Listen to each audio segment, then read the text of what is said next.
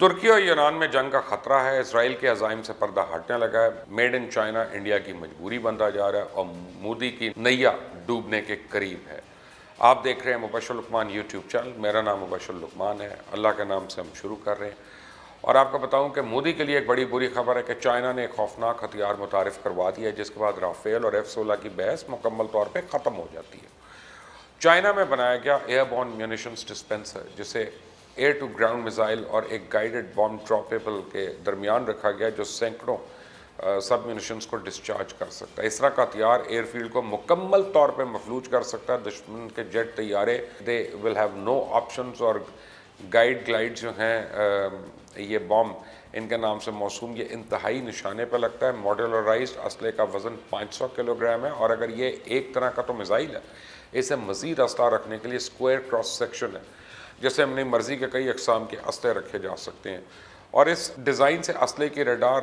Cross section کو بھی ختم کیا جا سکتا ہے، جو اسلحے کی اسٹیلتھ قابلیت کو بہتر بناتا ہے اور اس کو روکنا مزید مشکل بنا دیتا ہے۔ جب اسے ریلیز کیا جاتا ہے تو ڈسپینسر اپنے پر کھول دیتا ہے، جو اسے اضافی لفٹ فورس اور کنٹرول فراہم کرتا ہے، اور اسے 60 کلومیٹر سے زیادہ کا فاصلہ طے کرنے کی اجازت دے دیتا ہے۔ اس لیے اسے گرانے کے لیے دشمن کے علاقوں میں جانے کی ضرورت نہیں ہے، جبکہ دشمن کے ریڈار سے بچنے کی صلاحیت بھی اس میں موجود ہے۔ ہر ڈسپینسر 6 اقسام کے 240 سب میونیشنز لے جا سکتا ہے، اور جو 6000 مربع میٹر سے زیادہ علاقے کو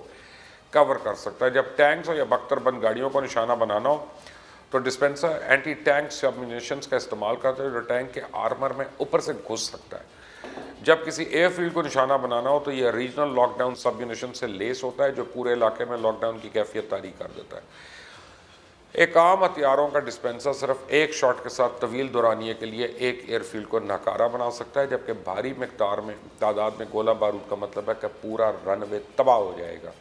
ایک چائنیز فوجی ماہر نے بتایا کہ اس کے ذریعے ایسے ہتھیار بھی پھینکے جا سکتے ہیں جو پورے علاقے کو بارودی سرنگوں کے اندر تبدیل کر سکتے ہیں۔ اس کا مطلب ہے رن وے کو جلد بحال کرنے کی کوشش انتہائی خطرناک اور جان لیوا ثابت ہو سکتی ہے۔ اس لیے جو مرضی طیارے ہوں وہ رن وے کے بغیر تو اڑ نہیں سکتے۔ اب بھارت کی مزید بات کریں گے، لیکن اس سے پہلے آپ کو بتا دوں کہ دنیا میں اپنا اثر رسوخ بڑھانے کے لیے جب طاقتور ممالک ہی نہیں بلکہ اب نئے ترقی یافتہ اور ترقی پذیر ممالک بھی اس دوڑ میں شامل ہو گئے ہیں، اور چائنا اور امریکہ کے بعد اب ترکی اور اسرائیل بھی خطے میں اپنا اثر رسوخ بڑھانے پہ لگے ہیں، اور خواب تو انڈیا بھی دیکھ رہا ہے۔ جہاں ترکی افریقہ میں اپنی جگہ بنا رہا ہے، شام لیبیا میں اہم کردار ادا کر رہا ہے، انویسٹمنٹ کر رہا ہے، وہاں اسرائیل نے حال ہی میں امن معاہدے کے بعد کہا ہے کہ دیگر خلیجی اور افریقی ممالک سے بھی تعلقات متوقع ہیں، یعنی اسرائیل کو بھی نئی مارکیٹس ایکسیس ہونے والی ہیں۔ بحرین اور عمان تو پہلے ہی اسرائیلی معاہدے کی حمایت کر چکے ہیں۔ یہ بالکل ایسے ہی ہے جیسے اسرائیل نے ان 6 ممالک سے خفیہ نکاح تو پہلے کر رکھے تھے، اب یہ کر کے شادی کا اعلان ہوتا جا رہا ہے۔ لیکن جہاں اسرائیل دیگر ممالک سے امن معاہدے کر رہا ہے، وہاں اسرائیل کی جانب سے غزہ پہ مسلسل 5ویں روز بھی فضائی حملے کیے گئے، بہت سے لوگ زخمی ہوئے۔ اسرائیلی وزارت دفاع نے حملوں کی تصدیق کرتے ہوئے دعویٰ کیا کہ ان حملوں میں حماس کے مراکز کو نشانہ بنایا گیا، اور یہ حملے غزہ سے راکٹ حملوں اور ہیلیم گیس کے غبارے اسرائیلی حدود میں بھیجنے کے رد عمل میں کیے گئے۔ اسرائیل اور غزہ کی سرحدی باڑ پر بھی کشیدگی میں ایک بار پھر اضافہ ہو رہا ہے۔ محاصرے کے خلاف فلسطینی شہریوں کی جانب سے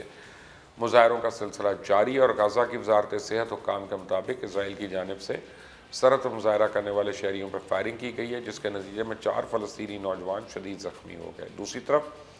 جہاں ساؤتھ چائنا سی میں امریکہ اور چائنا کے درمیان تصادم کا خطرہ ہے، وہاں بحیرہ روم میں بھی ترکی اور یونان آمنے سامنے اور تناؤ بڑھ رہا ہے، اور ترکی کے صدر طیب اردگان نے کہا ہے کہ اپنے سمندروں میں کسی بدماشی یا ڈاکہ زنی کے آگے نہیں جھکیں گے، نہ ہی پابندیوں اور دھمکیوں کو خاتمے میں لایا جائے گا، نہ ہی بین الاقوامی کوششیں ترکی کو بحیرہ روم کے متنازع پانی میں توانائی کی تلاش سے روک سکتی ہے۔ میں نے آپ کو بتایا تھا کہ ترکی نے 10 اگست کو اپنا ایک بحری جہاز اورس ریس سائپرس کے قریب سمندر میں تیل اور گیس کی موجودگی کا کھوج لگانے کے لیے بھیجا تھا۔ اس کے جواب میں یونان نے اپنے جنگی بحری جہاز علاقے میں بھیج دیا، اور ان دونوں ممالک کے درمیان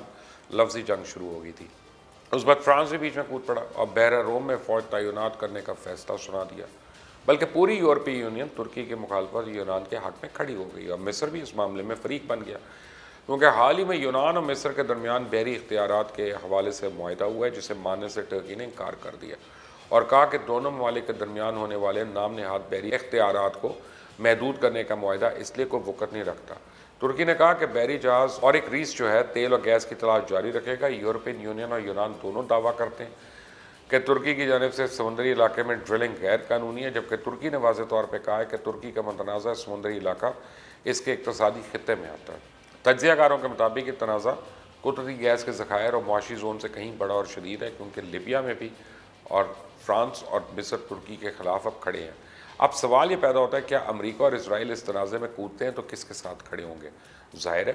ڈونلڈ ٹرمپ اور نیتن یاہو سے تو کچھ بھی بعید نہیں، لیکن اگر زمینی حقائق کو دیکھا جائے تو لگتا ہے امریکہ نے ابھی تک فیصلہ نہیں کیا کہ کس کے ساتھ کھڑا ہونا ہے، کیونکہ امریکہ مصر سے بھی خوش نہیں اور روسی اسلحہ خرید رہا ہے، جبکہ مصر اور اسرائیل کی شراکت داری بھی ہے، لیکن مصر کی عوام اسرائیل کو پسند نہیں کرتے اور روسی طیارے خریدنے پر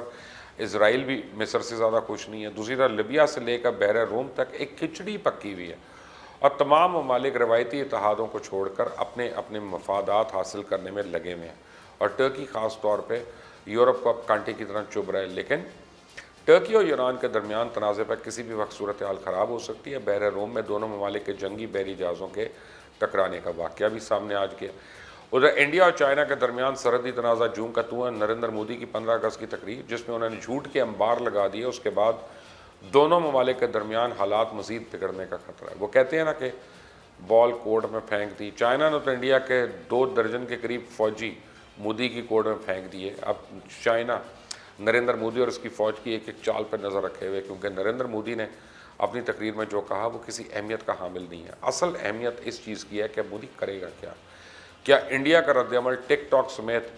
چائنیز موبائل ایپ سے پابندی عائد کرنے اور چائنیز مصنوعات پہ ڈیوٹی بڑھانے تک محدود رہے گا، یا پھر نریندر مودی میں کچھ اور کرنے کا دم بھی ہے؟ کیونکہ چائنیز فوج جو جتنا آگے بڑھ چکی ہے، اب اسے کوئی اور ٹکراؤ ہوا تو پھر یہ صرف گھس کر مارے گی نہیں بلکہ بہت کچھ لے لے گی۔ 8 اگست کو بیجنگ اور نئی دہلی کے درمیان سینئر فوجی سطح کے مذاکرات کے تازہ دور کے بعد بھارت نے اپنا موقف تبدیل کرنے کا کوئی اشارہ نہیں دکھایا، اور چائنا نے بھی قدم جما رکھے ہیں، کیونکہ دونوں ممالک کے درمیان اہم امور پر تعطل برقرار ہے۔ مودی کے اصل ارادے کا امکان اس کی اگلی چالوں میں سامنے آئے گا۔